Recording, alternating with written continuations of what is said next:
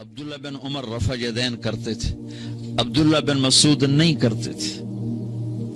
حضرت معاویہ رضی اللہ عنہ ایک وتر پڑھتے تھے، عبداللہ بن عباس 3 وتر پڑھتے تھے۔ یہ سب صحابہ کے کام ہیں۔ آپ نے کبھی اونچی آمین بھی کہی ہے، کبھی آہستہ آمین بھی کہی ہے، تو ہم اس پر آپس میں نفرتوں کا شکار نہ ہوں۔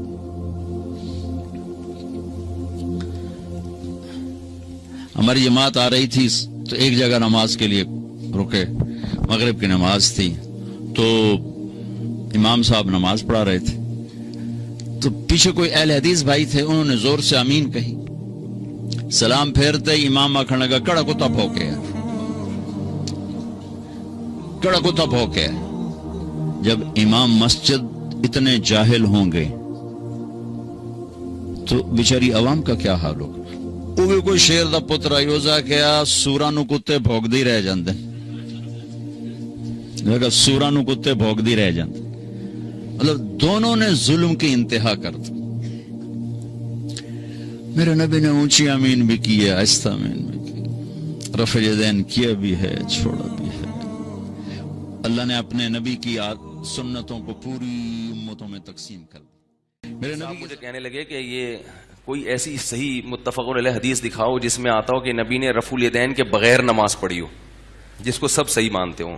میں نے کہا کوئی ایسی حدیث دکھاؤ متفق علیہ جس میں آتا ہو کہ نبی نے گریبان بند کر کے نماز پڑھی ہو۔ ہمیشہ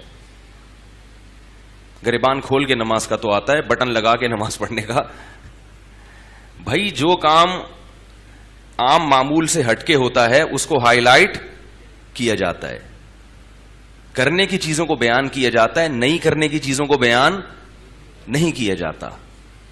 رفع الیدین کرنے کی حدیثیں زیادہ ہیں، اس لیے کہ وہ ایک عمل ہے، کیا ہے۔ جس نماز میں نبی نے رفع الیدین نہیں کیا، صحابہ نے اس کو بیان نہیں کیا۔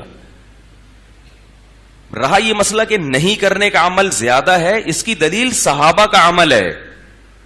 امام ترمذی نے، جو امام بخاری کے شاگرد ہیں، جہاں رفع الیدین کی حدیثیں ذکر کی ہیں نا، تو وہاں نیچے لکھا ہے وہ بھی یقولو، یہی قول ہے فلاں صحابی کا، فلاں صحابی کا، فلاں صحابی کا، فلاں، ان کے نام ہائی لائٹ کیے ہیں۔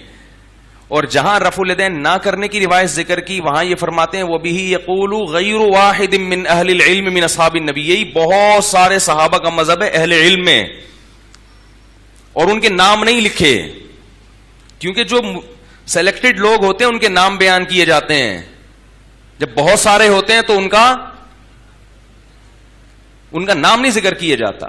میں نہیں کہہ رہا کہ آپ رفع الیدین کر کے غلط کر رہے ہیں، میں کہہ رہا ہوں کہ جو نہیں کرتے اللہ کے بندو، ان کے پاس بھی کچھ دلیل ہے، اس کو اختلافی مسئلہ مان لو، بس ہماری جان چھوڑ دو۔ ایک کوشچن ہے جی کہ آپ رفع یدین کی جو سنت ہے جو ویسے بھی اختلافی ہے، اور اس کے بارے میں یہ بھی نہیں گارنٹی کے ساتھ کہا جا سکتا کہ آیا فرض ہے، واجب ہے، کیا ہے، تو اس کو تو آپ چھوڑنے والوں پہ لعنت کا فتویٰ دے دیتے ہیں، جبکہ دوسری طرف جو ثابت شدہ سنتے ہیں 12 جو فرض نمازوں کی بات ہے، ان کو آپ جو ہے وہ لوگوں کو چھوڑنے پر ابھار رہے ہیں۔ پہلی بات تو یہ کہ ہم نے تو کسی پہ فتویٰ نہیں لگایا کہ وہ لعنتی ہو جائے، ہم نے ہمیشہ یہ کہا کہ آپ اپنے اوپر خود فتویٰ لگائیں۔ اس لیے پہلی بات ہے کہ رفع الیدین کی سنت کو سارے مانتے ہیں۔ شاہ جی آپ نے کب سنا ہے کہ کوئی نہیں مانتا؟ نہیں، کچھ کہتے ہیں منسوخ ہے، کچھ کہتے ہیں جی یہ مستحب ہے، چلو کر لیا۔ سارے کرتے ہیں، حنفی رفع الیدین نہیں کرتے۔ نماز شروع کیسے کرتے ہیں؟ نماز کے شروع میں کرتے ہیں، تو بس رفع الیدین کے تو سارے مانتے ہیں۔ ہاں جی آلو، یہ آپ جملے بدل لیں کہ رفع الیدین کو کوئی نہیں مانتا، رفع الیدین کو سارے مانتے ہیں۔ حنفی رفع الیدین سے نہیں نماز شروع کرتے،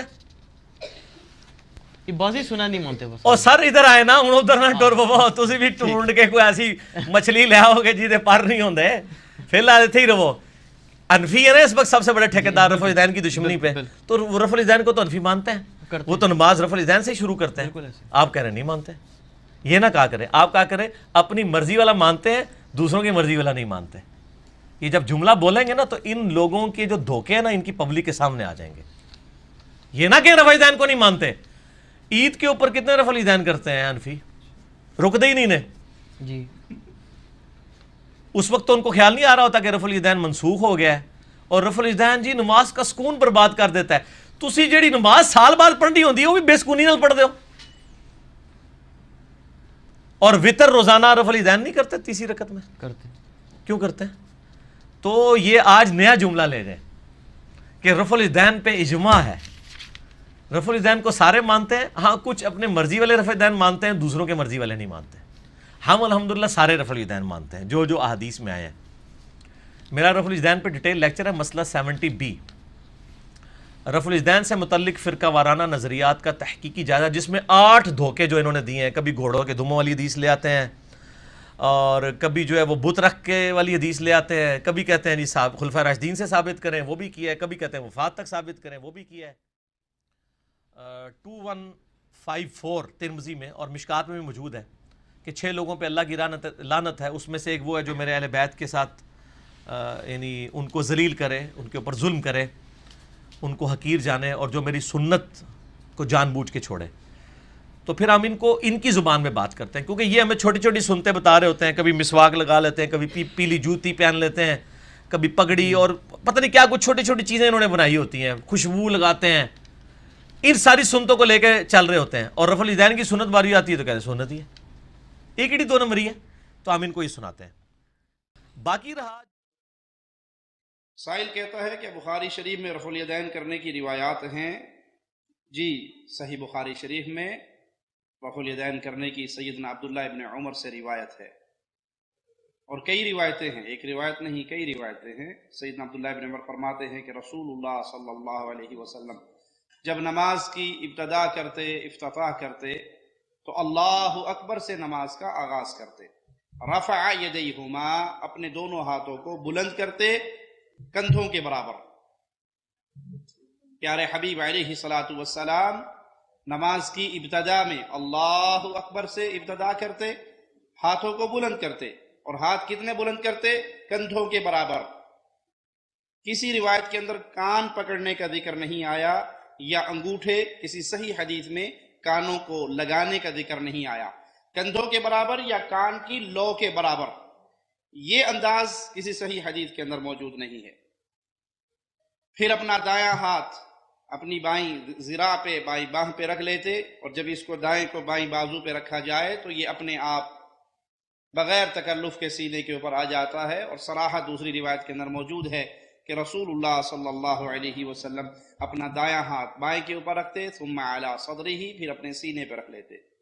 اور جب اللہ کے پیارے حبیب علیہ الصلوۃ والسلام رکوع کے لیے جاتے، تب بھی اللہ اکبر کہتے، اپنے دونوں ہاتھوں کو بلند کرتے، کندھوں کے برابر کرتے، اور رکوع میں تشریف لے جاتے. ان دونوں ہاتھوں کو بلند کرنے کا نام ہی رفع الیدین ہے، دونوں ہاتھوں کو اٹھانا اپنے کندھوں کے برابر. اور جب پیارے حبیب صلی اللہ علیہ وسلم رکوع سے سر اٹھاتے تو پھر سمع اللہ لمن حمدہ ربنا ولک الحمد حمدا کثیرا طیبا مبارکا فیہ، سیدھے کھڑے ہوتے، اپنے دونوں ہاتھوں کو پھر بلند کرتے. جب 2 رکعت پڑھنے کے بعد رسول اللہ صلی اللہ علیہ وسلم تیسری رکعت کے لیے کھڑے ہوتے تو پھر اللہ اکبر کہتے اور اپنے دونوں ہاتھوں کو بلند کرتے کندھوں کے برابر. یہ 4 موقع صحیح بخاری کی روایت کے مطابق رفع الیدین کرنے کے ہیں، اور اسی روایت کا حصہ ہے کہ رسول اللہ صلی اللہ علیہ وسلم سجدوں کے درمیان رفع الیدین نہیں کیا کرتے تھے.